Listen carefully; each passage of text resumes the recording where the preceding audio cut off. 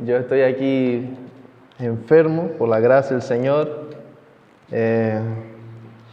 Si se me desaparece la voz, no se asuste. He estado disipaína y té y de todo para que tuviera voz hoy, porque he estado mal. Tanta calima, tanta historia, al final me ha hecho daño.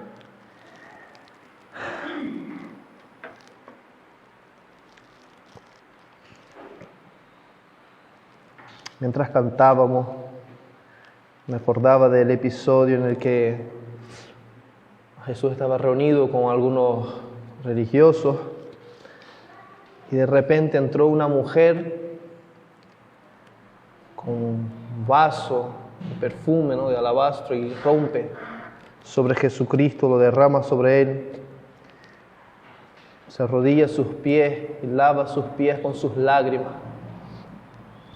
Y es reprendida. ¿Qué comportamiento raro es ese? La respuesta de Jesús puso cada cual en su lugar. Primero él, como siendo digno de toda alabanza y estando por encima de cualquier reproche. Luego los religiosos con sus formas y sus modos cuadrados, que no se daban cuenta de la gloria que estaba manifiesta, encarnada en su presencia. Y luego aquella mujer, a quien mucho se le perdonó y por eso mucho amó. Nosotros, por la gracia del Señor, hemos sido amados de una manera que no hay palabras humanas para expresarlo. Hemos sido perdonados más allá de nuestra comprensión y de nuestras mayores expectativas. Porque el Señor nos ha amado y porque Él nos amó, nosotros le amamos. Y le cantamos y le glorificamos. Y nos disponemos a escuchar su palabra hoy. Les invito a que abran sus Biblias entonces en Efesios. Ese es el séptimo sermón, creo, en esta carta. Todavía estamos en los primeros 14 versículos.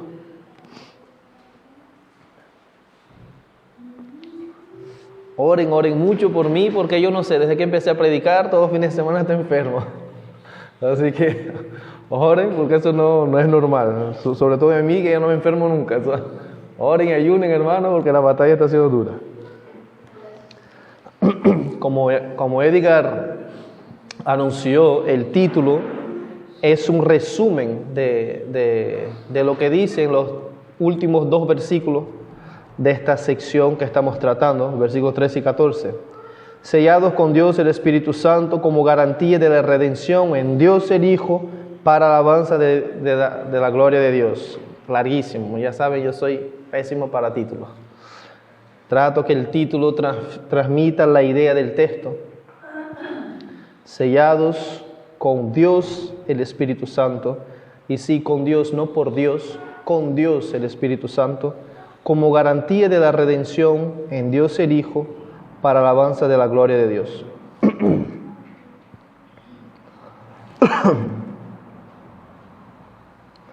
Bueno, en el tiempo que nosotros hemos estado dedicando a esta carta, a estudiarla, a escudriñarla,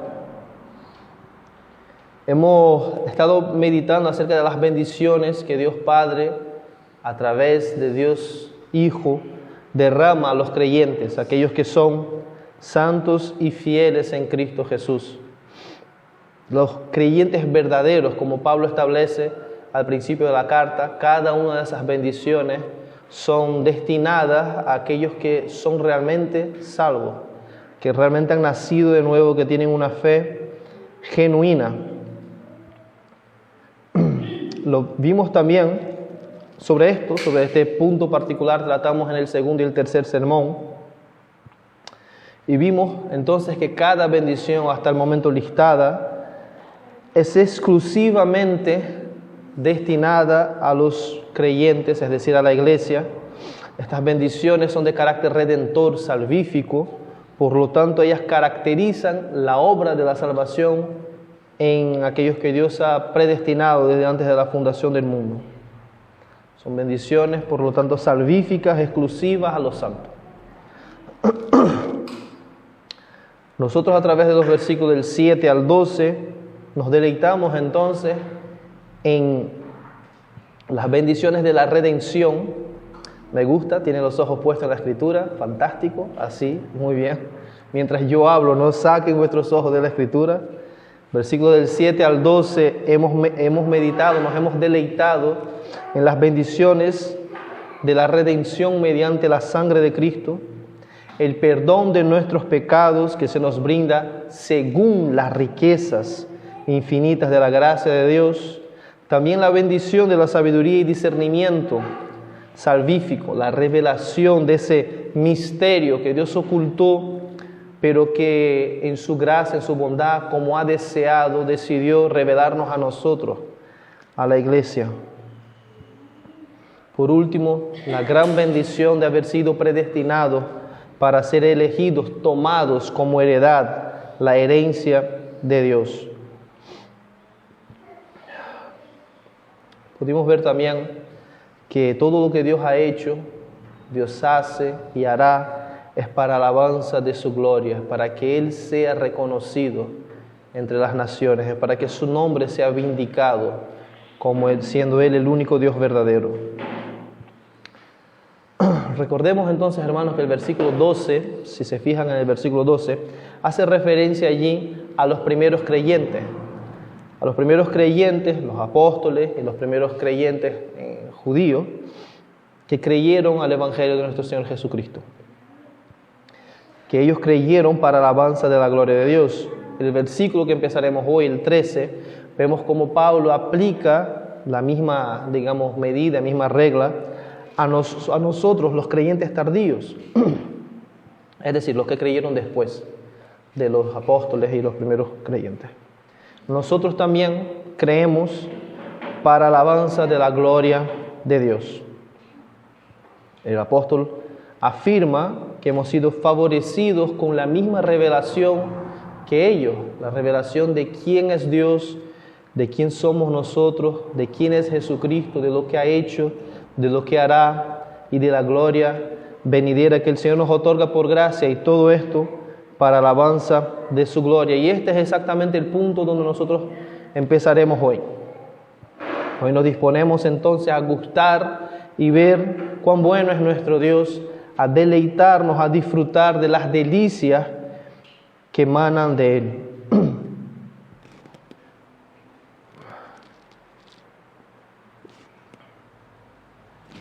Vamos entonces a poner nuestros ojos sobre los versículos 13 y 14 del capítulo 1 de Efesios.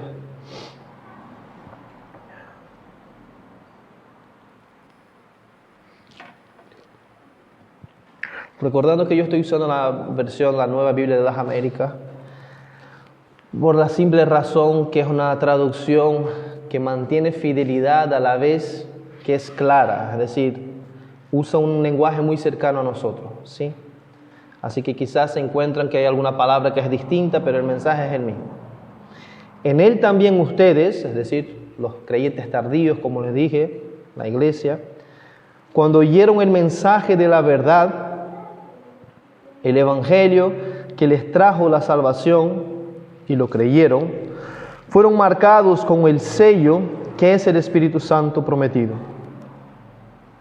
Este garantiza nuestra herencia hasta que llegue la redención final del pueblo adquirido por Dios para la alabanza de su gloria.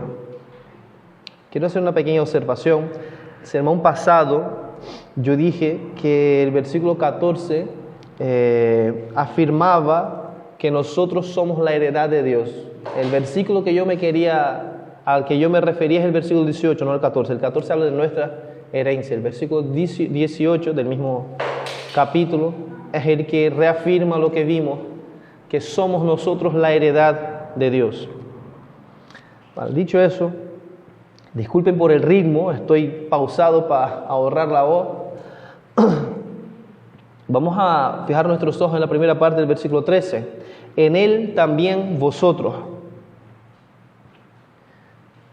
Primero nos presenta el apóstol, el agente de la salvación, Jesucristo. A través de esa partícula en él, que se repite un montón de veces en Efesios, en esa primera parte, todo el tiempo se está repitiendo. No hay manera suficiente, hermanos, de enfatizar que sin Cristo somos nada. No hay manera de enfatizar que toda bendición que Dios el Padre nos otorga es por gracia a través de Jesucristo y solamente a través de Jesucristo y por más nada. Jesucristo es el único suficiente, capaz, eficiente, Salvador y mediador entre Dios y los hombres. Pero como anteriormente vimos, esa partícula en él no hace meramente referencia a que Jesucristo sea el mediador, sino que también es una indicación de ubicación. ¿Qué quiere decir eso, Emerson? Indica que estamos unidos a Cristo. Todo creyente está unido eternamente, inseparablemente de su Salvador, siendo Jesucristo el cabeza de la iglesia y cada creyente miembro del cuerpo de Cristo, que es la iglesia. Eso es un misterio que nosotros, por mucho que hablemos, por mucho que se escribe y por mucho que pensemos, no logramos entenderlo. Que Jesucristo está sentado a la diestra del Padre y estamos nosotros sentados con Él. Que Él es digno de toda gloria y nosotros heredamos gloria eterna con Él. Que Jesucristo es vencedor y ha vencido al pecado, al mundo, al diablo, y nosotros somos más que vencedores en Él, aunque nosotros mismos podemos experimentar en nuestro día a día lo cuán susceptibles somos, tanto al pecado como al diablo, como al mundo. Hay una realidad que excede nuestra experiencia y es que estamos unidos en Cristo Jesús. Toda bendición que el Padre nos otorga es por gracia a través de Cristo Jesús. Todo verdadero creyente, aun que ha nacido como hijo de ira, pecador, en Cristo Jesús, tiene el poder, dice Juan 1, la potestad de ser hecho hijo de Dios. Es sorprendente pensar algo así. Es sorprendente pensar que nosotros, aunque nos portamos más como hijos del diablo que otra cosa, en Cristo Jesús, por gracia, somos hijos de Dios. Como en otro sermón les comentaba, un padre no puede dejar de ser padre. Así que si somos hijos de Dios por medio de Cristo Jesús, no hay manera que dejemos de ser sus hijos. La paternidad de Dios es irrevocable, así como nuestra filiación, porque es por gracia, no es por obras. Es por la muerte sustitutiva de nuestro Señor Jesucristo. Y como vimos también en el sermón anterior, pasado, todas las cosas Dios Padre reunirá bajo la autoridad de Jesucristo. Y Él reinará eternamente. Y la Biblia también nos dice que nosotros reinaremos con Él. Son verdades, hermanos, que mira, yo puedo alzar la voz, gritar, saltar, pegarme al techo, hablar 4 horas. Si el Señor no acorta la distancia que va de aquí a aquí, si el Señor no revela la profundidad, la belleza, la magnificencia de lo que estoy diciendo, toda palabra cae en saco vacío. Realmente la Biblia afirma eso, que si tú eres un verdadero creyente en Cristo Jesús, un día toda rodilla se doblará en la presencia del Señor Jesús, toda boca confesará que Él es el Señor para gloria de Dios. Él reinará eternamente y reinarás con Él. ¿Cómo es eso? No sé, pero es así y así dice las Escrituras. Y gloria al Señor por ello. Citando la carta hermana de Efesios, Colosenses, capítulo 1, del 16 al 18, porque en Él, Jesucristo, fueron creadas todas las cosas, tanto en los cielos como en la tierra, visibles e invisibles, ya sean tronos o dominios o poderes o autoridades, todo ha sido creado por medio de Él y para Él, y Él es antes de todas las cosas, y en Él todas las cosas permanecen. Él es también la cabeza del cuerpo, que es la iglesia. Él es el principio, el primogénito de entre los muertos, a fin de que Él tenga en todo la preeminencia. Una vez más, pero no la última, la palabra de Dios para nosotros hoy nos recuerda que sin Cristo nada tenemos, nada podemos y nada somos. Avancemos entonces a la segunda parte de ese versículo. En Él, también ustedes, también vosotros, después de escuchar el mensaje de la verdad del Evangelio de vuestra salvación, y habiendo creído, paramos ahí.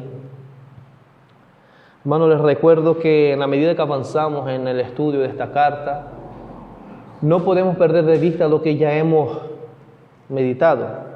Es la única manera que realmente saquemos real provecho a esta carta, es respetando como el Señor la inspiró. Y como yo les he dicho, los versículos del 3 al 14 es una sola frase, es una sola cosa, es un solo mensaje.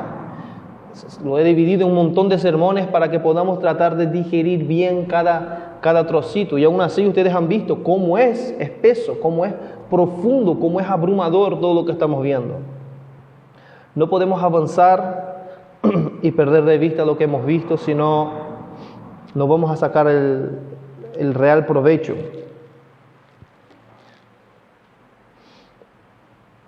Si nosotros nos fijamos la manera como Pablo, inspirado por el Espíritu Santo, dispone cada palabra, notaremos entonces que hay un orden lógico y cronológico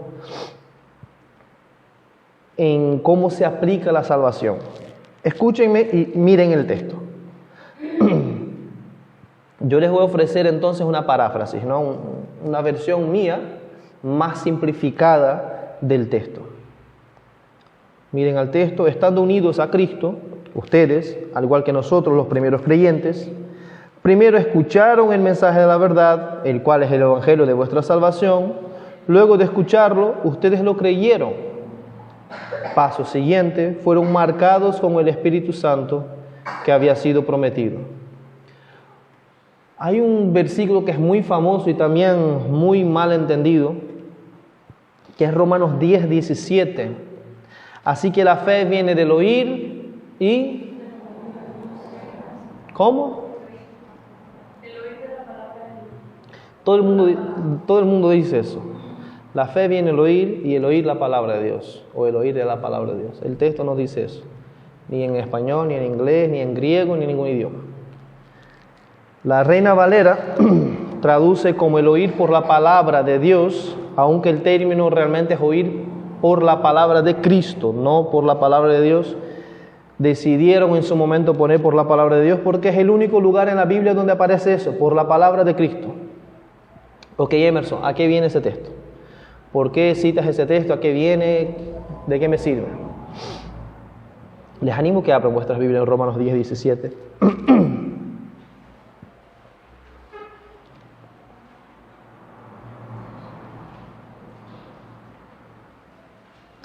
Romanos 10, 17. Ese texto nos ayudará, como he dicho, a entender cómo funciona eso, en qué orden ocurre la salvación, cómo se aplica. ¿Qué es lo que ocurre más allá de lo que podemos ver con nuestros ojos cuando un incrédulo es expuesto a la predicación del Evangelio, al mensaje de la verdad, al Evangelio de nuestra salvación? ¿Qué es la fe? No les pido una definición bíblica. Todo el mundo va a citar Hebreos. No. La fe es la facultad de creer. Es la capacidad de confiar y de esperar en Dios. Es la inclinación de depositar nuestra esperanza sobre Cristo. Ahora bien, la fe, según el texto, viene del oír. Pero ¿se está refiriendo aquí exclusivamente a la capacidad auditiva? ¿Será que se refiere meramente a la capacidad de escuchar? Si fuera así, entonces los sordos estaban todos condenados al infierno. Isaías 45, no hace falta que abran, 22, Ayó se lo citó en su sermón hace 2 domingos.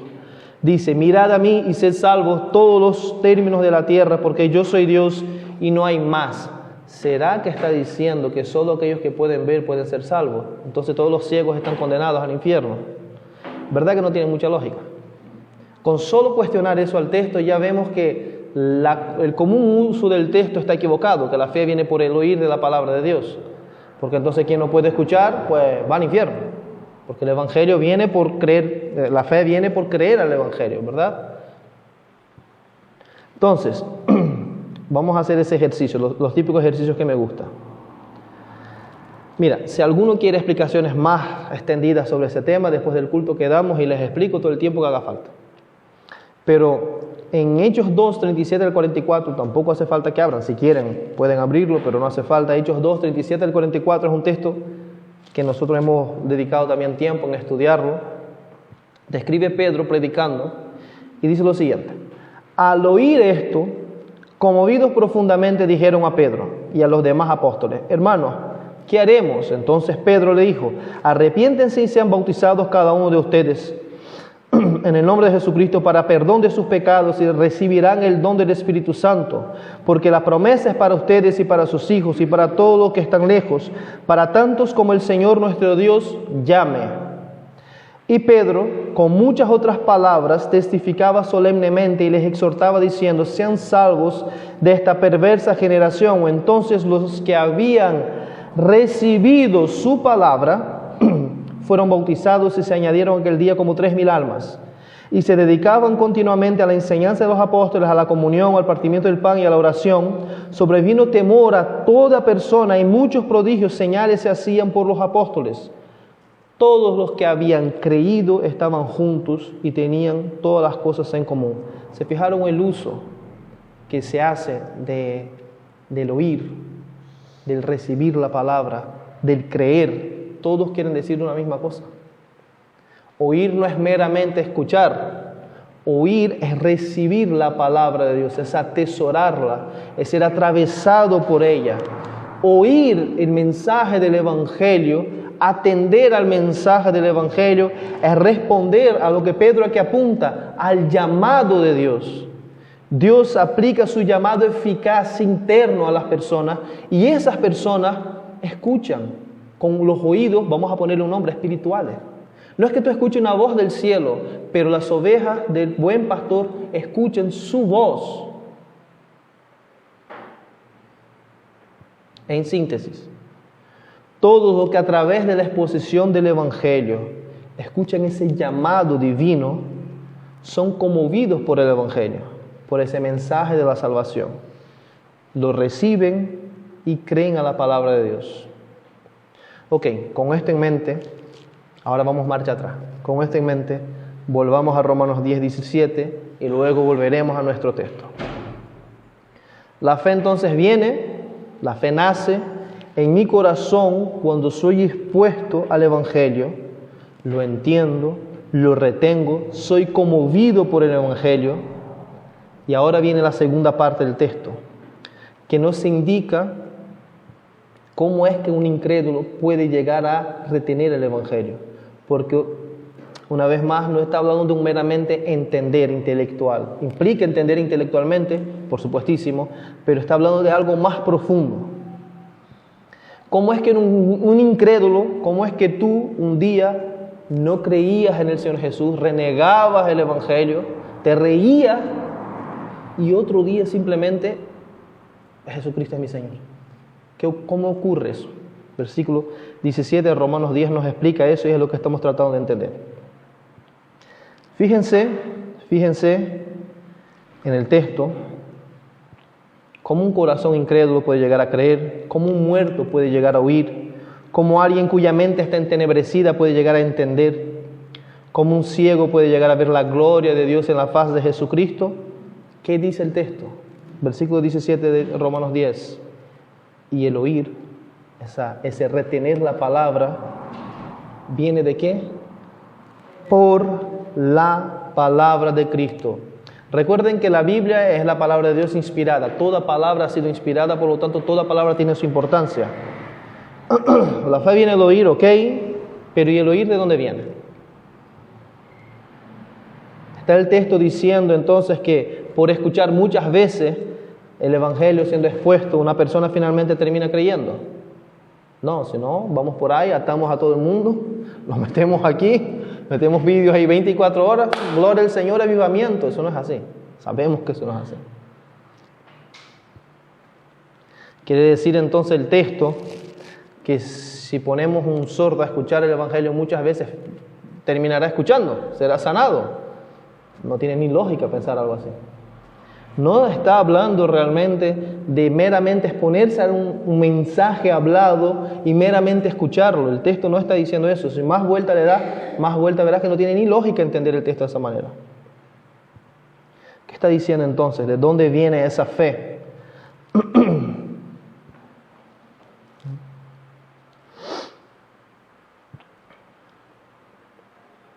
¿Qué dice el texto, hermano? por la palabra de Cristo. Y de repente nos tenemos que cuestionar, ¿qué quiere decir eso? Ese pasaje se ha repetido un montón de veces, no hemos parado. Yo lo repetí un montón de veces. Un día, hace un par de años atrás, estaba escuchando la Biblia en audio, estaba limpiando la casa, escuchando la Biblia en audio y estaba por Romanos y de repente escucho ese pasaje y digo, ¿cómo? ¿Otra vez? A ver, mi Biblia, cogí mi Biblia. Uy, cogí otra Biblia. Bueno, aquí hay algo que yo no me había fijado. Hermano, Hebreos 1 versículo 3 y 11 versículo 3, no hace falta que abran, si quieren abrir, pueden abrir, pero no hace falta que abran. Obviamente, el texto hace referencia al Evangelio predicado, obvio, al Evangelio expuesto, claro, pero no solamente eso. El texto se extiende, la palabra de Cristo, la palabra de Dios, no es meramente la palabra predicada, eso va más allá. Hebreos 1, versículo 3 dice, Él, Jesús, es el resplandor de su gloria, la gloria de Dios y la expresión exacta de su naturaleza y sostiene todas las cosas por la palabra de su poder.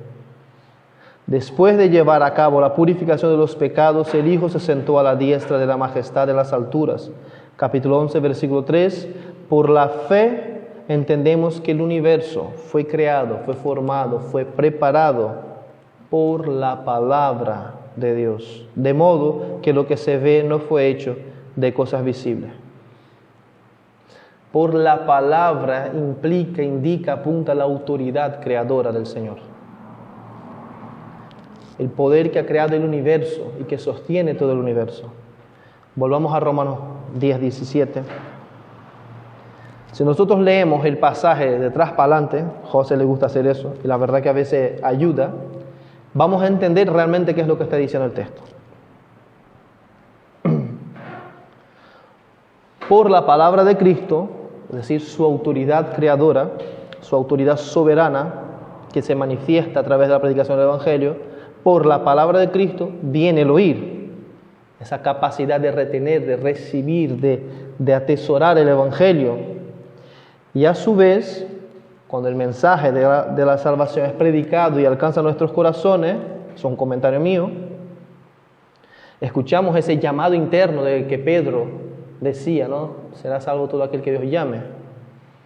Entonces, una vez escucho, presto atención, retengo el Evangelio, nace la fe.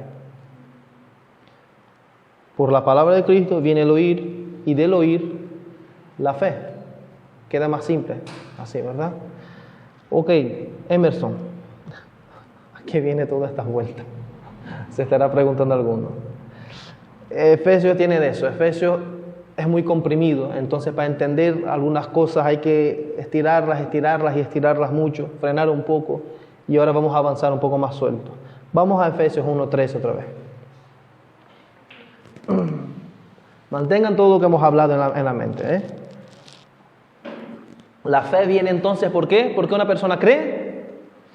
Porque Cristo ordena. Por la autoridad soberana de Cristo. A través de la predicación del Evangelio. Amén. Pero creemos, todo aquel que cree porque Cristo ejerce su poder soberano y predetermina que una persona llegue a creer. ¿Sí? Vamos a Efesios 1:3. Mi paráfrasis una vez más, mi versión. Estando unidos a Cristo, ustedes, al igual que nosotros los primeros creyentes, primero escucharon el mensaje de la verdad, el cual es el Evangelio de vuestra salvación. Luego de escucharlo, ustedes creyeron. Pasos siguientes fueron marcados con el Espíritu Santo que se había prometido. ¿Por qué di tantas vueltas? Porque realmente quiero que entiendan. Estamos listando las bendiciones que recibimos de parte de Dios por medio de nuestro Señor Jesucristo. ¿Qué bendición hay en leer esto? Hermano, recuerden que somos seres caídos y nos aburrimos aún con la belleza más maravillosa que existe. La vemos 5 veces y ya pasamos del cuento, ¿no? Yo me acuerdo cuando vine a vivir en Lanzarote que me encantaba mirar como los volcanes y todo negro y rojo y no sé qué, y hoy paso de largo, ni me entero. Como yo se comentaba el jueves, ¿no? El sol, lo tenemos ahí, es una maravilla, vamos, que por muy sabio e inteligente que sean los científicos, no terminan de entender cómo es que esto está ahí, funciona de esta manera, cómo es que nosotros estamos puestos justo a la distancia perfecta para posibilitar la vida en este planeta. Sin embargo, no acordamos de él cuando hace demasiado calor o cuando hace frío. Es cuando nos acordamos del sol. O cuando hay ganas de ir a la playa. Así que perdemos de vista lo que está diciendo ese texto, hermano. El texto está diciendo que desde la eternidad pasada, Dios en toda su sabiduría y autoridad orquestó la historia de la humanidad,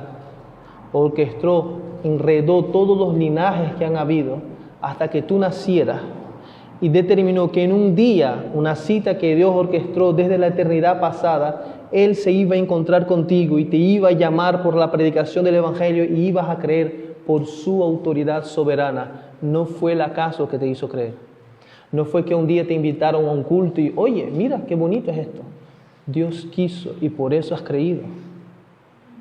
Al igual que los primeros creyentes, en el día que Dios determinó, su palabra de verdad, su mensaje de verdad, el Evangelio de la salvación, fue predicado y escuchaste la voz del Dios, creador del cielo y la tierra, llamándote hacia Él y atendiste. Estabas muerto en tus delitos y pecados y por el poder de su palabra, Él te levantó de entre los muertos, te liberó de tus ataduras, te sanó de tu ceguera espiritual, estabas entenebrecido en tu miseria. Y Dios hizo por su gracia que su gloria resplandeciera y le viera, y entendiera, y oyeras el mensaje y creyera. Eso es increíble. El mismo poder que Dios ejerció para crear todas las cosas, Dios ejerció para hacer que creyera, sin llevar nada a cambio, por pura gracia. ¿Puedes entender eso? Que Dios eterno se haya dado el trabajo de mantener todo funcionando perfectamente para que tú creyeras y sigas creyendo al Evangelio de la salvación. Que esa autoridad creadora es ejercida continuamente sobre tu vida para que tú no apostates de la fe. Y que esa autoridad del Señor no solamente hizo que creyeras en el pasado, hace que creas hoy y perseverará tu fe hasta la eternidad. Esto es maravilloso. Esto debe llenar nuestros corazones de confianza y gratitud. Saber que mi fe no depende de mí, de mi bondad o de las circunstancias, da igual. Saber que yo creo porque Dios ha querido. Muchas veces yo me pregunto, wow, Señor, ¿y si yo qué sé, si el día de mañana hay una guerra y persiguen a los cristianos y me ponen un arma en la cabeza, ¿será que yo negaré? ¿Será que yo negaré la fe, Señor? ¿Qué haría yo si amenazaran a mi familia? ¿Será que yo abandonaría la fe? Pues según ese texto y tantos otros, yo no creí porque quise. La fe no es un resultado de mi fidelidad al Señor, mi fe es un resultado de su fidelidad hacia mí. La obra que Él empezó, Él la perfeccionará, y mi fe está segura porque mi fe es obra suya. Nuestra fe es obra del Señor. ¿Qué temeremos? ¿A quién temeremos?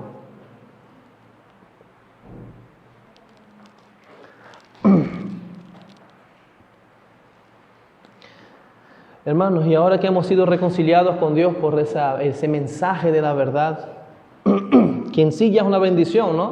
Es una bendición que el Dios omnipotente se haya fijado en ti y quisiera que tú escucharas el mensaje de la verdad. Eso es maravilloso. Pero el texto dice más, no solamente tú escuchaste el mensaje de la verdad, sino que ese mensaje de verdad, que para muchos es condenación, a muchos endurece, a ti te salvó. Es el mensaje de la verdad que es el evangelio de vuestra salvación. El mensaje de la verdad es el evangelio, las buenas nuevas de nuestra salvación. Y ahora que hemos recibido ese evangelio, hemos sido salvados por la predicación del evangelio, por la autoridad divina, ¿qué haremos?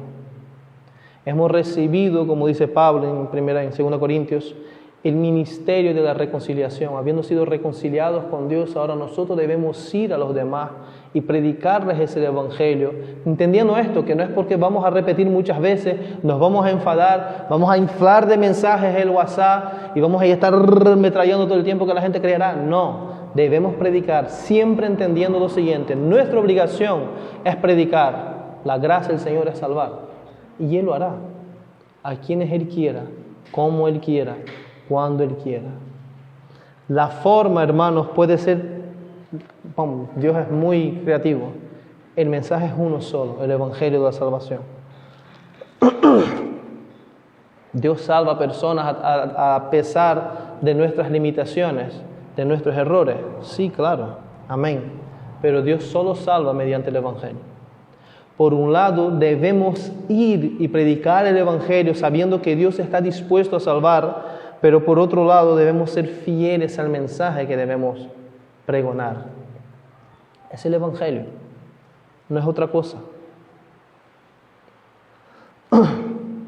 Debemos predicar ese mensaje que declara quién es Dios, el único creador de todas las cosas, que declara, que expone quiénes somos nosotros, viles, miserables, pecadores, rebeldes contra Dios. Que ese evangelio que habla de un Dios justo, que sí, que castigará en condenación eterna a todo aquel que rechaza creer a ese mensaje que Dios nos envía a través de Jesucristo, que la salvación está disponible a todo aquel que cree. Eso debemos predicar, hermano. Podemos hacerlo de muchas maneras. El mensaje, insisto, debe ser el mismo. No debemos permitir que la simpatía, la cobardía o lo que sea haga que nosotros abramos mano de la verdad que salva. Porque es la palabra de Dios, es con su palabra que Dios está comprometido. Él vela para hacer cumplir su palabra y no volverá vacía, no para cumplir mi propaganda. Felizmente hay muchas iglesias que venden propaganda, no el Evangelio.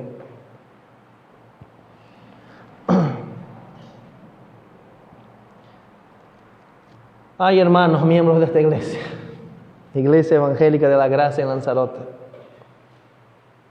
Velen, hermano, velen en cumplir la misión que el Señor nos ha comisionado de predicar el Evangelio, de ser discípulos, de predicar su mensaje y hacer discípulos suyos. No predicar nuestro mensaje y no hacer discípulos nuestros. Esfuércense, confiados en que toda autoridad le fue dada a Él.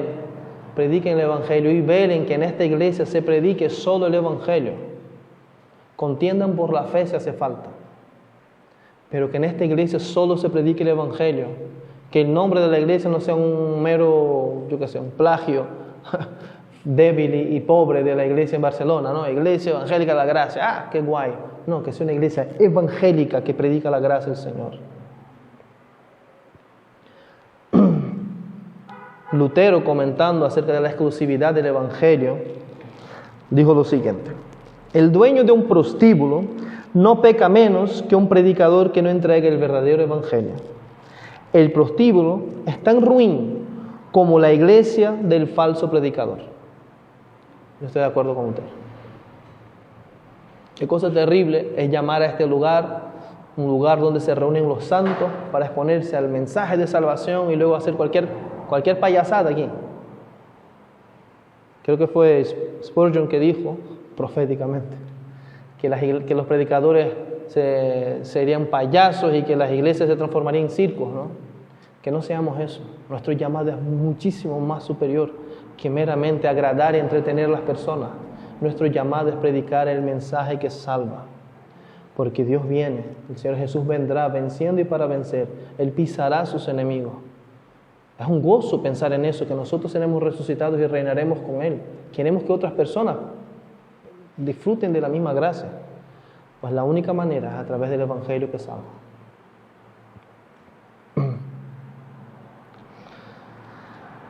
Y con lo mismo yo me dirijo a aquellos que no han conocido al Señor Jesús, aquellos que aún siguen resistiendo el Evangelio de salvación, aquellos que no se han arrepentido de sus pecados y no han creído. El Evangelio es tan exclusivo porque apunta a la exclusividad de Jesús. Solo en Cristo hay salvación y nada más encontrarás la salvación.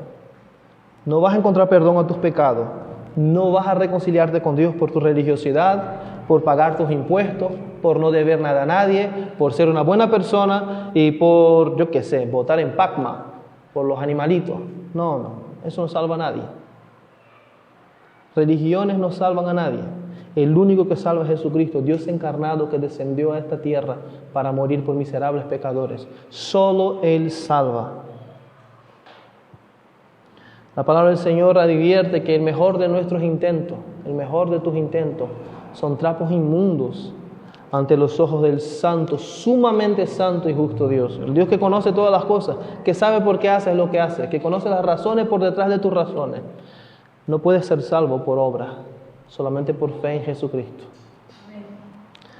El Evangelio es exclusivo porque Cristo es exclusivo. O te aferras a Cristo o te aferras a tu religión.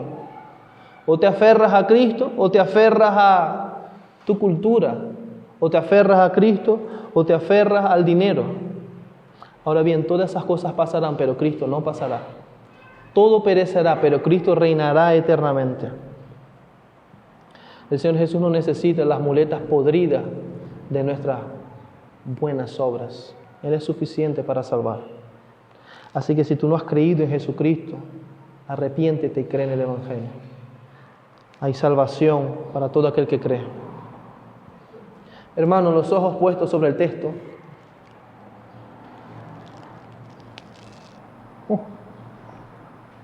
Ya llevo 40 minutos hablando. Y no hemos pasado del versículo 13. ¿Qué vemos primero en el texto? Que al escuchar el mensaje de nuestra salvación, creemos bendiciones del Señor, que hayamos recibido el Evangelio. Es una bendición. Quiero que vuelvas a entender eso. Si el Evangelio no hubiese llegado a tu vida, o no hubiese llegado jamás, morirías y ibas al infierno. Si el Evangelio llegó a tu vida es porque Dios ha querido salvarte. Yo no puedo decirlo de manera más clara. Es razón para glorificar al Señor todos los días. Pero no meramente el Evangelio llegó a tu vida. Si hubiese llegado, lo hubieses rechazado, como tantos hacen. Has creído porque Dios ha querido. Maravillosa bendición, la bendición de la fe salvífica.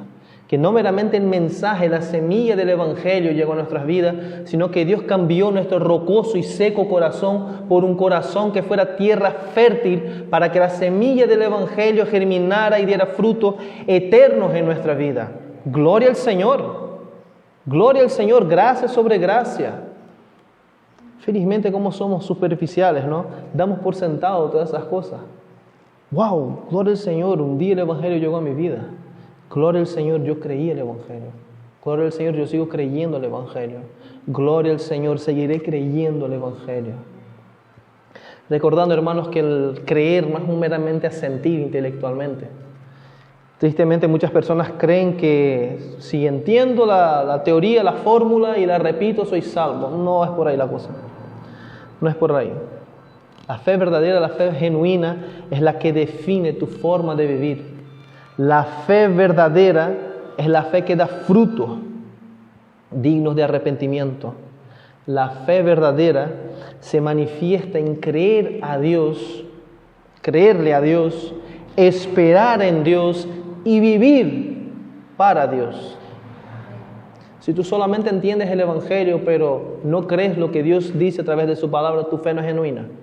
Si tú solamente crees en la teoría, en el resumen de qué es el Evangelio, como cualquiera pudiera entender, pero no vives según ese Evangelio, tu fe no es verdadera.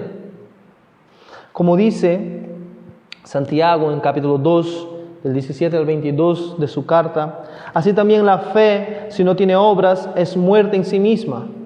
Pero alguno diría, tú tienes fe y yo tengo obras, muéstrame tu fe sin tus obras, y yo te mostraré mi fe por mis obras. ¿Tú crees que Dios es uno? Bien hace. También los demonios creen y tiemblan. ¿Tienes tú una fe verdadera o una fe de los demonios? Lo tercero que vemos en el texto es que fuimos sellados en Cristo con el Espíritu Santo de la promesa. Cuando alguien realmente cree en el Evangelio, voy a insistir en ese punto, no lo hace porque es muy buena persona. O sea, aquí hay creyentes, y yo creo que hay creyentes, gloria al Señor por ello. Ninguno de los que han creído aquí es porque son buenas personas. No te acerques a la iglesia ni esta ni a ninguna, creyendo que si es una iglesia verdadera ahí voy a encontrar buena gente. Por la gracia de Dios somos lo que somos. Por la gracia y misericordia de Dios somos lo que somos. Dice la Biblia lo declara de forma muy llana. No hay justo ni a uno, no hay quien entienda, no hay quien busque a Dios. Todos se desviaron, a uno se hicieron inútiles. No hay quien haga lo bueno, no hay ni siquiera uno. No hay gente buena aquí, tampoco hay gente buena afuera. No hay gente buena en este planeta. Todos son malos. Si nos comparamos a mi vecino que mata gatos, pues quizás yo soy un poco bueno. Pero cuando me comparo al Dios Santo Todopoderoso, soy gusano, soy nada, soy polvo y ceniza. Y esa es la perspectiva desde la cual debemos vernos y ver al mundo. Somos todos miserables aparte de Cristo. Cualquiera que cree es porque Dios es bueno y ha dado la fe.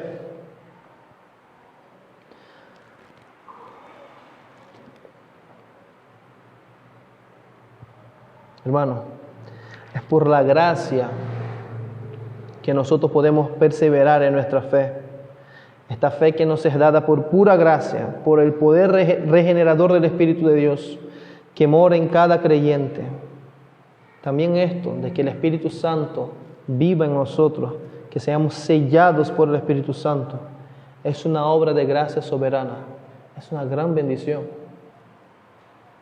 ¿Has parado a pensar esta semana en que Dios, no encontrando a nada más valioso para garantizar tu salvación, Dios se ofreció Él mismo como el sello, la garantía, el pago por adelantado de tu salvación? Eso es lo que significa que fuimos sellados con el Espíritu Santo. Por eso dije que no por el Espíritu Santo, sino con el Espíritu Santo. El sello del cristiano es el mismo Dios en la persona del Espíritu Santo. Sello lo podemos entender de muchas maneras realmente. Sello en el contexto original se podría referir a dos cosas básicamente. Una, la marca, el hierro. Había un hierro que hay hoy en día, ¿no? Y el hierro de marcar, que tiene una forma en la punta, sea con palabras o con letras o con un símbolo, que puede ser una marca de familia o algo así, que cuando está incandescente, ¿no? Se va y le pega al ganado con esto y queda ahí primido de una manera que no se puede borrar, salvo que le arrancas la piel al animal, la marca de pertenencia de ese animal. Sello se puede entender así, de esta manera, que el Espíritu Santo, la tercera persona de la Trinidad, Dios mismo, está marcado sobre nosotros de manera imborrable, así afirmando que somos suyos. Pues el diablo puede hacer lo que quiera, no te puede tocar. Eres de Dios. Tu fe es suya, te la dio, eres suyo.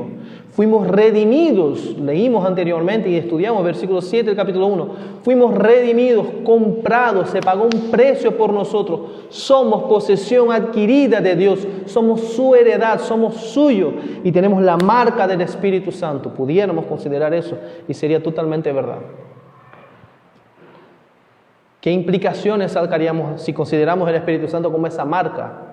Pues hermano, que la obra del Espíritu Santo, el fruto del Espíritu, como vimos en el sermón, en la serie de nuestro hermano Miguel Núñez, en Gálatas, es justamente esa marca que hace visible que somos de Cristo. Y es que el Espíritu Santo nos santifica, nos guía a toda verdad y nos conforma a la imagen de nuestro Salvador. Si una persona confiesa ser cristiana, viene a la iglesia, pero no se está pareciendo a Cristo, no se puede ver que está marcada por el Espíritu Santo, esa persona no es cristiana. Su fe es mentirosa. Su fe no es genuina. No estamos hablando de perfección, no estamos hablando aquí que somos angelitos, no. Pero sí vemos cuando Dios está obrando en una persona. Aún la tristeza que nos rompe, la vergüenza que nos toma muchas veces cuando pecamos, y el desespero, la sed, la necesidad de volver a Cristo y decir, perdóname, yo quiero estar contigo, he pecado, perdóname.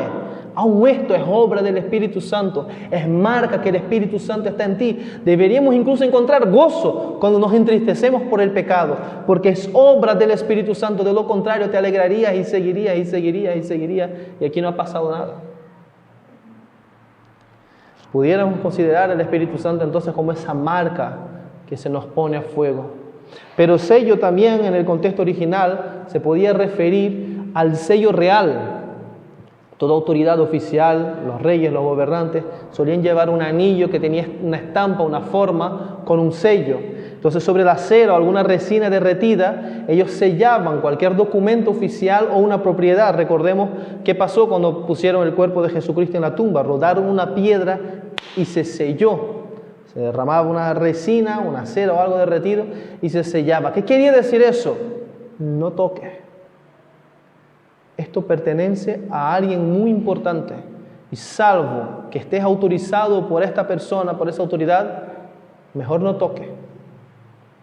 Entonces, si consideramos entonces el Espíritu Santo en el texto como este sello real, sería como si, dice el texto, fuimos sellados en Cristo con el Espíritu Santo. Les dije, ¿no? Cada palabrita es inspirada por Dios y tiene su peso. Para tratar de mostrarles la belleza de lo que dice el texto, es como si nosotros fuéramos la carta, Jesucristo el sobre, el Espíritu Santo el sello, estampado. La pregunta que yo les hago, ¿qué le puede pasar a la carta que no le pase primeramente al sobre y al sello? ¿Qué daño puede alcanzar la carta que está dentro del sobre si no se daña primero el sobre y no se rompe el sello? Ahora yo les pregunto, ¿quién puede dañar al Señor Jesucristo? ¿Quién puede quebrantar al Espíritu Santo? Nadie. Entonces, ya sea que el texto esté diciendo que nosotros fuimos marcados por el Espíritu Santo, con el Espíritu Santo, como propiedad de Dios, o ya sea que el texto nos esté diciendo que nosotros estamos guardados en Cristo Jesús, sellados con Dios el Espíritu Santo, ya sea una cosa u otra, el mensaje es que podemos estar seguros que nuestra salvación está guardada, pertenece al Dios que nos ha salvado, el cual es soberano y nadie nos puede arrebatar de su mano. El Señor, además, inspirado el Espíritu Santo, dice que Él es la garantía, la zarra, según la Reina Valera. La garantía, y garantía otra vez, es una palabra que variará según el contexto, pero que implica un pago dado por adelantado, un valor aportado, avalando que algo será pagado. Y el texto continúa con mirando a la redención final, a ese pago completo, a esa liberación total. Como les dije antes, Dios, no encontrando otra cosa más valiosa que Él mismo para dar por garantía, Dios se entrega en la cruz por nosotros y Dios se entrega en la persona del Espíritu Santo a nosotros. En la cruz se entregó por nosotros y a través del Espíritu Santo se entrega a nosotros y mora en nosotros como garantía aval. Serás redimido plenamente. Serás liberado plenamente en el día que el Señor Jesús venga en gloria. Y ya sea que estés muerto, resucitarás y reinarás con Él eternamente, porque la salvación es del Señor. Mires por donde mires. Todo el texto quiere conquistar tu confianza en el Señor. Quiere hacer que mires al Señor y digas, ¡wow! Me has salvado. Quiero vivir para la alabanza de tu gloria. Quiero vivir para que las personas conozcan quién eres. Quiero ser instrumento para que tú te reveles al universo. Quiero vivir para la alabanza de tu gloria.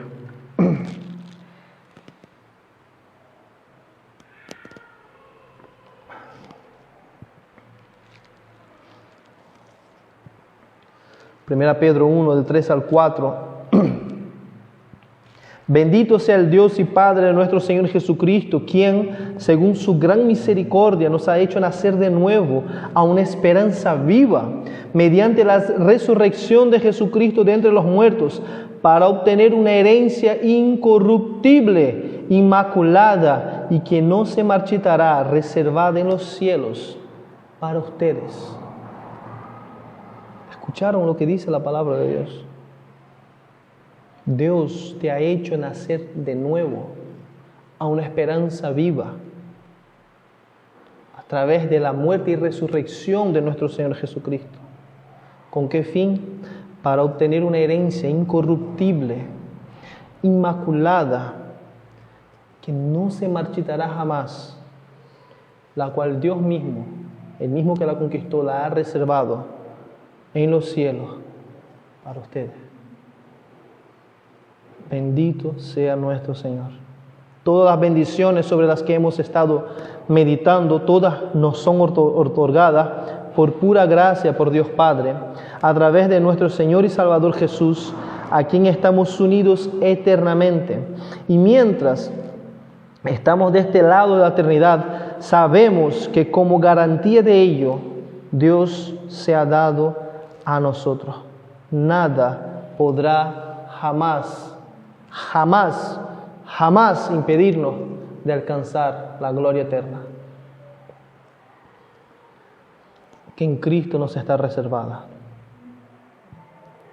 Avanzando al fin, como alguien dijo, el Espíritu es la primera cuota, el depósito que garantiza el pago completo de la vida para disfrutar de Dios en el cielo, porque Él es Dios dentro de nosotros. Él es como el primer plato, hablando del Espíritu Santo, de la suntuosa fiesta espiritual que vendrá en la nueva creación. Recordar eso nos permite evitar dos errores comunes. Primero, evitaremos pensar que nuestro gozo en la presencia de Dios es solo para el futuro. Ya podemos disfrutar una porción del cielo ahora a través del Espíritu Santo que mora en nosotros. Disfruta de esa unión con Cristo, de esa relación con el Dios Trino, de la presencia del Espíritu Santo en ti. El segundo error que evitaremos es pensar que nuestra experiencia actual es todo lo que hay. De hecho, lo mejor está por venir. Lo mejor está por venir. Si crees en el Evangelio, no pierdas de vista lo seguro que es tu futuro.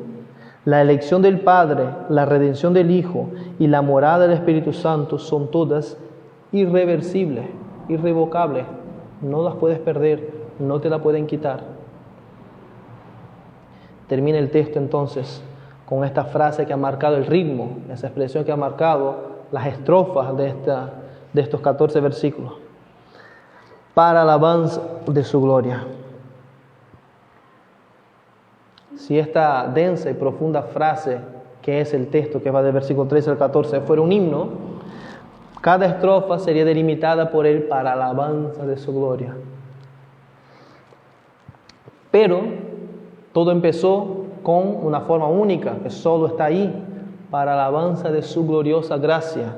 Y luego se repite 2 veces para alabanza de la gloria de Dios. Es su gloriosa gracia, hermanos, que nos conduce a la alabanza de la gloria de Dios. Es por su gloriosa gracia revelada en la salvación que podemos vivir, podemos ver la gloria de Dios. Es por su gloriosa gracia que podemos experimentar su gloria y finalmente confiar que vivimos, somos, viviremos y existiremos eternamente para la alabanza de la gloria de Dios.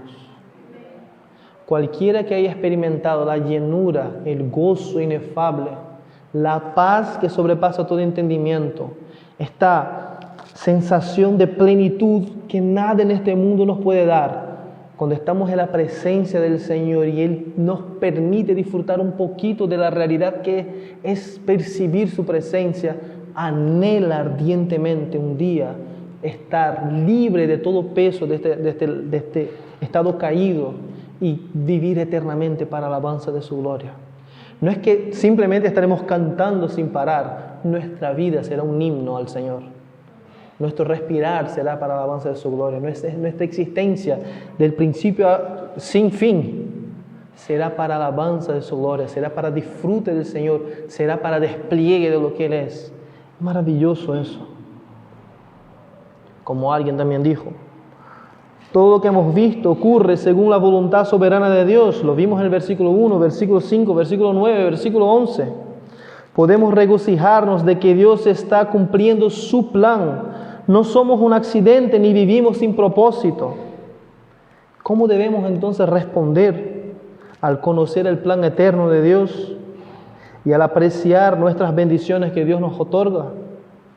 No debemos simplemente apretar los dientes y enfrentar la vida. Debemos regocijarnos intencionalmente en las bendiciones de la gracia de Dios. Cuando lo hagamos, viviremos para la alabanza de su gloria, mientras apreciamos el extraordinario gozo de ser salvos. Ayer estuvimos viendo la conferencia que Nicolás Tranchín estuvo compartiendo en Málaga, y él hablaba de eso, ¿no? De estar tan embobado con ver el amor extremo de Cristo, que eso te embala a vivir para Él, que no es un mero cumplir por cumplir, es un cumplir porque deseo, porque lo amo, porque lo admiro, porque me ha conquistado. Él decía: Señor, citando Romanos, ¿no? Anhelo la redención, gimo con la creación, ven ya, te quiero a ti, ven hoy, ven ahora, manifiéstate en mi vida en ese momento. Eso nos falta a nosotros, eso nos falta a nosotros, regocijarnos intencionalmente al ver lo maravilloso, la gloria de Dios revelada en la salvación. Y este autor, que creo que es Tim Keller, no apunté el autor ni no encontré el texto, termina el comentario diciendo una oración: te alabo, mi Dios y Padre de mi Señor Jesucristo, por bendecirme a mí y a mi familia cristiana en los lugares celestiales con toda bendición espiritual en Cristo. Te agradezco que me adoptaste, me redimiste y me sellaste.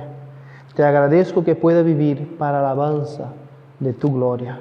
Que esa sea nuestra oración, que este sea nuestro vivir, nuestro respirar, nuestro caminar, vivir para la alabanza de la gloria de Dios, porque Él nos ha amado de una manera incomparable, indescriptible. Les invito a que inclinen vuestras cabezas, vamos a orar.